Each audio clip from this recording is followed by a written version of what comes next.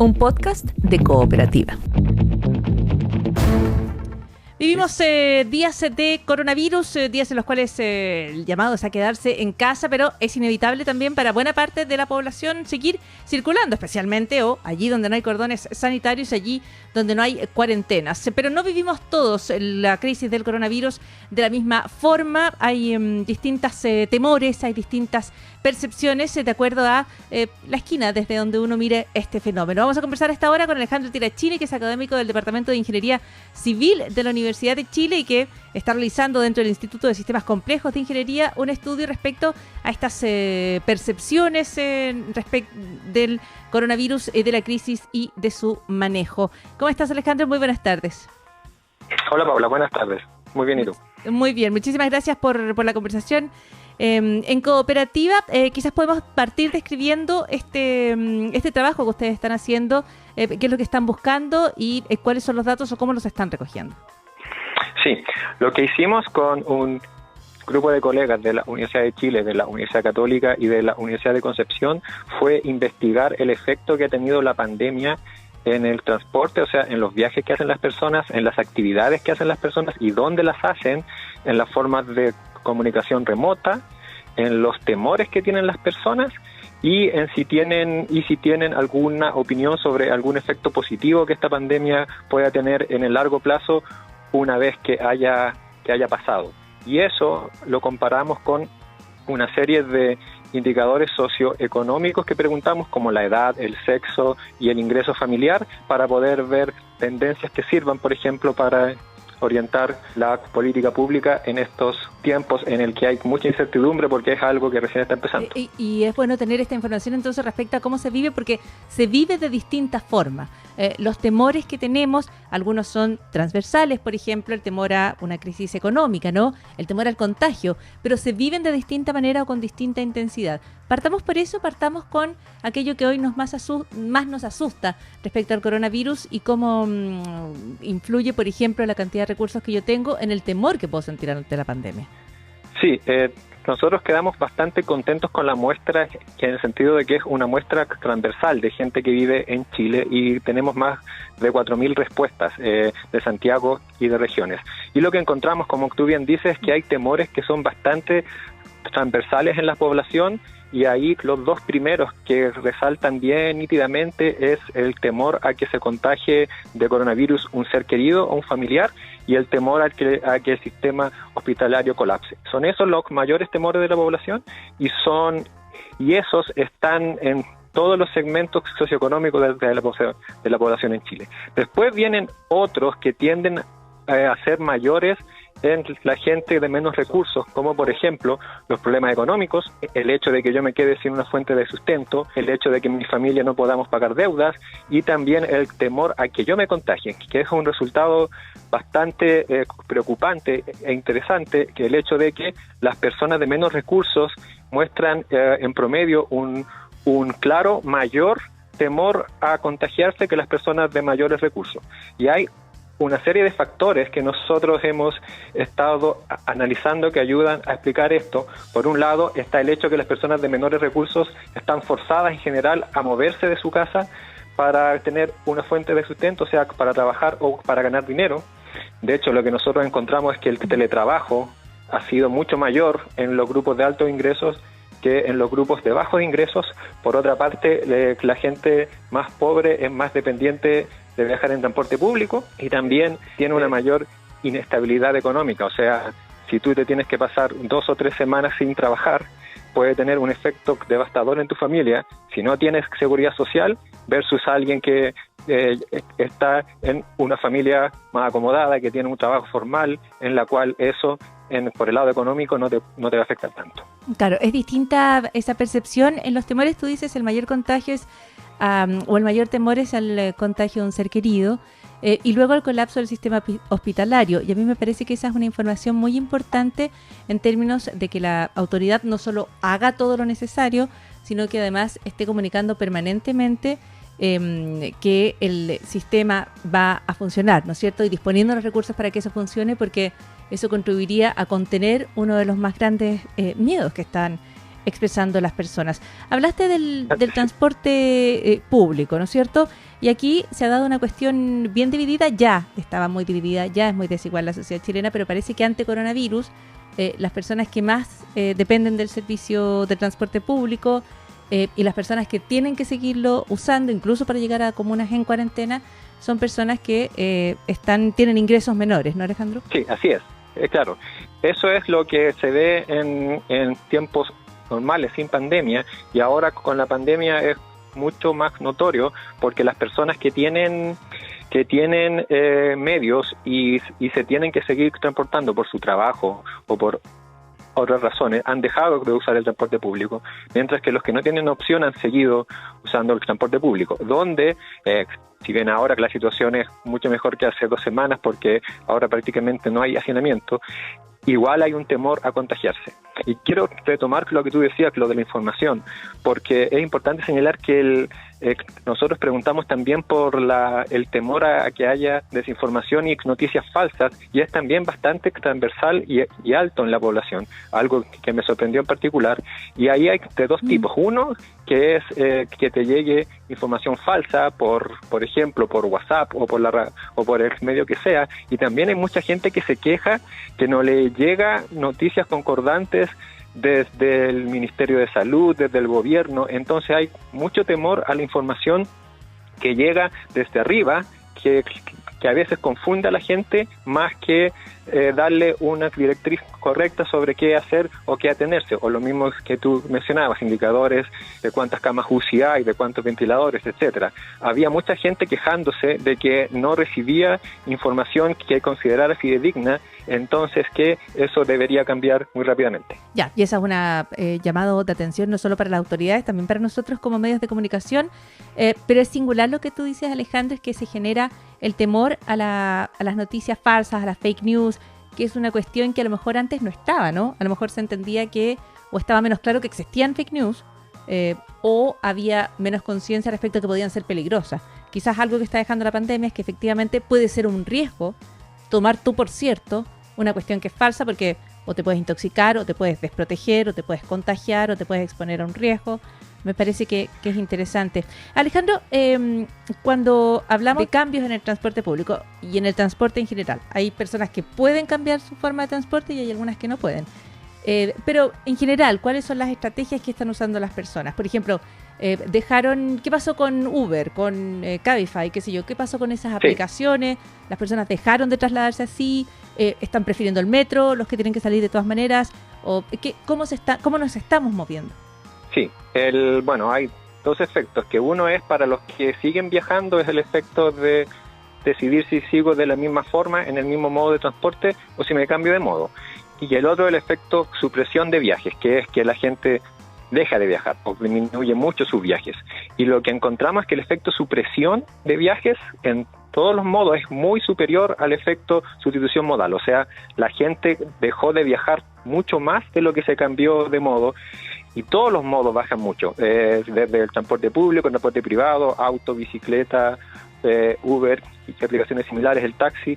Todos bajan entre un 30 y un 55%. Como validación externa, nosotros comparamos lo que nos dio a nosotros de reducción de viaje en transporte público con la información oficial del Ministerio de Transporte y da bastante concordante. Entonces eso también nos deja más tranquilos de la calidad de los datos. Lo que estamos observando es una reducción generalizada del transporte. Algunos, como te decía, reducen más que otros porque se pueden quedar trabajando en la casa, y otros no, que son los que están más expuestos, que a la vez son los que tienen mayor temor de contagiarse, pero en general ha habido una reducción general del transporte, lo cual también redunda en una ciudad como Santiago, en la cual la contaminación depende mucho del transporte, redunda en una mejor calidad del aire. Y en este punto es también importante resaltar que nos debemos cuidar mucho de lo que va a pasar en los próximos meses, especialmente en las ciudades del sur, donde la calidad del aire no va tanto asociada a las emisiones de fuentes móviles de transporte, sino que a la fuente fija, a la leña.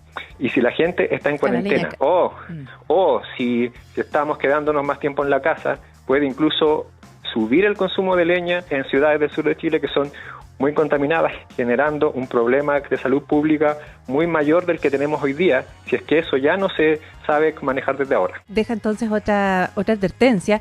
porque precisamente asociamos directamente contaminación con vehículos, con emisiones, pero tú tienes razón, en el sur, y particularmente donde hoy estamos viendo mayores contagios, que es en Temuco, allí lo que se da es esta contaminación por efecto del uso de leña para calefacción. Alejandro, hablamos mucho del teletrabajo. Sin embargo, el teletrabajo es una cuestión que está bien desigualmente distribuida por estos días. O sea, el teletrabajo es para un grupo pequeñito y con los ingresos más altos. Sí, bueno, eso es por razones obvias, que es que hay algunos trabajos que son teletrabajables, que se correlacionan con los ingresos más altos versus los trabajos que son más manuales, en el que hay que estar en el lugar para hacerlo. Entonces, que aumente el teletrabajo en personas de mayor ingreso, que es algo que nosotros encontramos, era un resultado esperable. Lo que es más chocante es el efecto que esto tiene en el mayor temor que tienen las personas que tienen que salir a la calle, que tienen que trabajar, en el mayor temor que ellos tienen de contagiarse.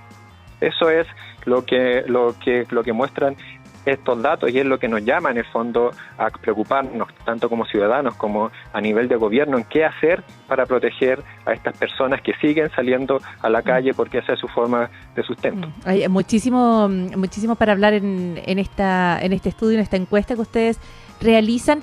Hablemos de otras cosas que son prácticas habituales que las personas están viendo en sus casas, y es, por ejemplo, comunicación remota, ¿no es cierto? Se habla aquí respecto a la posibilidad de estar en contacto con personas con las cuales no podemos reunirnos, por ejemplo, nuestros padres, nuestras madres, las personas mayores. Entonces algunos tratan de hablar por video, llamar por teléfono, se mandan más textos.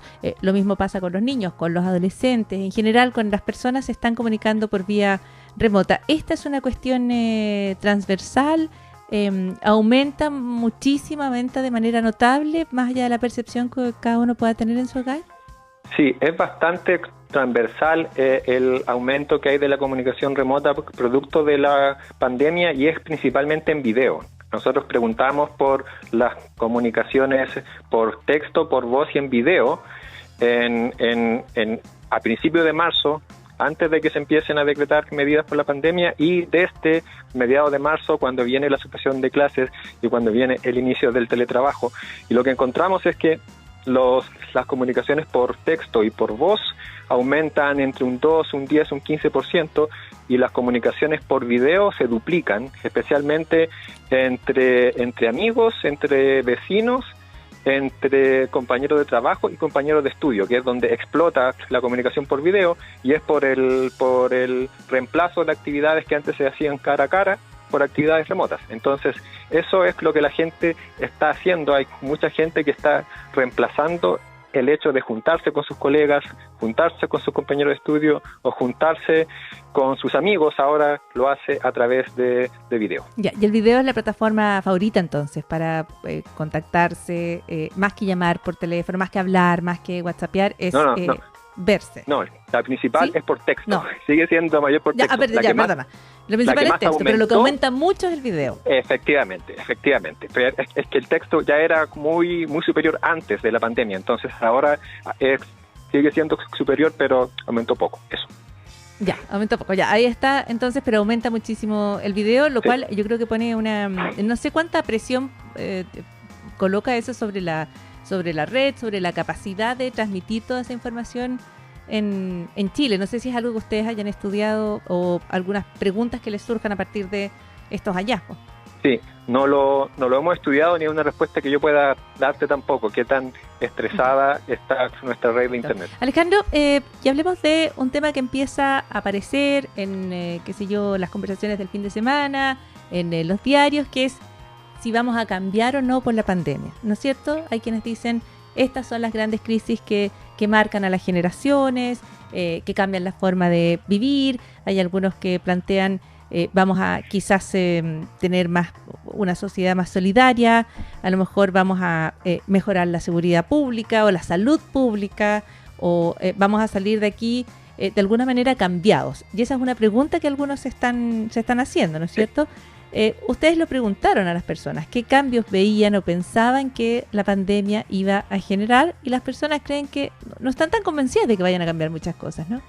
Así es, nosotros encontramos más pesimismo que optimismo en esta etapa, lo cual se puede atribuir a que es algo que está empezando, que la gente está bastante choqueada y que en el fondo ve más las preocupaciones que algún efecto positivo que esto pueda tener en el largo plazo. O sea, están más preocupadas del día a día, de tener dinero para comprar pan, de que no se muera mi papá, versus que esto pueda generar menores emisiones en el futuro o pueda tener un mejoramiento ambiental. Lo que nosotros preguntamos es si las personas creían que esto iba a influenciar en, por ejemplo, que la humanidad tenga un desarrollo más armonioso con el planeta, que íbamos a tener una sociedad más solidaria, o sea, con mejores relaciones entre vecinos, si iba a haber más teletrabajo y si iba a haber, si podía haber, una vez superada la pandemia, un mejoramiento de la seguridad social en Chile y un mejoramiento de la salud pública en Chile. Y en general, como te digo, la gente se mostró bastante pesimista, o sea, está mucho más preocupada que pensando en efectos positivos a futuro. Nosotros queremos contrastar esto con una nueva ola que vamos a hacer de la encuesta más adelante, en algunas semanas más, para ver si esto va cambiando y también en algunos meses más, cuando esperemos, haya pasado lo peor de la pandemia, para ver si hay cambios en estas percepciones. Eso va a ser bastante interesante de analizar. La gente con menores ingresos son los que están menos convencidos de que pueda haber un efecto de mejoramiento en la salud pública, por ejemplo. Y eso es también bastante triste de ver. En el fondo habla de lo desigual que es nuestro sistema de salud, en el sentido de que la gente con menos recursos está más preocupada de contagiarse y tiene menos confianza en el sistema de salud pública y tiene casi nula confianza en el que pueda mejorar pasada la pandemia. Entonces ahí hay mucho trabajo que hacer como sociedad para cambiar eso. Ciertamente, y me pregunto ya como una reflexión a la luz de estos resultados, si no es papel de los líderes en cualquier nivel, ¿no? En cualquier área,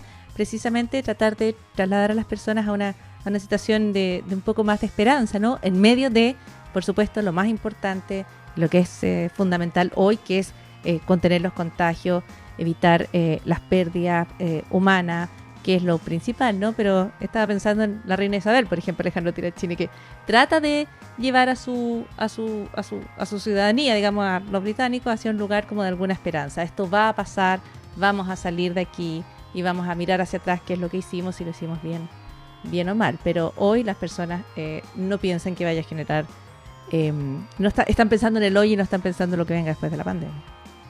Así es, eso es lamentablemente lo que está pasando ahora y esperemos que cambie en el futuro. En esta encuesta, en este estudio, ¿dónde está disponible para poder revisarlo si alguien lo quiere ver?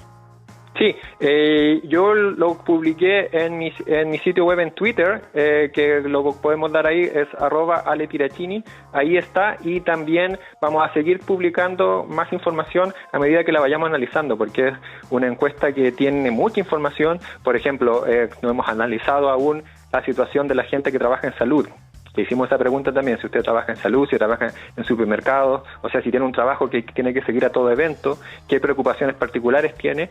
También lo que preguntamos es si usted tiene a alguien a su cargo, si por ejemplo si tiene a un adulto mayor a su cargo, etcétera. Hay una serie de personas que pensamos que puede estar en una situación más complicada que alguien que no tenga, por ejemplo, un adulto mayor a su cargo, y vamos a analizar también las preocupaciones de ellos, y a medida que lo vayamos haciendo, lo vamos a ir publicando todo eso. Perfecto, muchísimas gracias, Alejandro, muy buenas tardes. Muchas gracias a ti, adiós.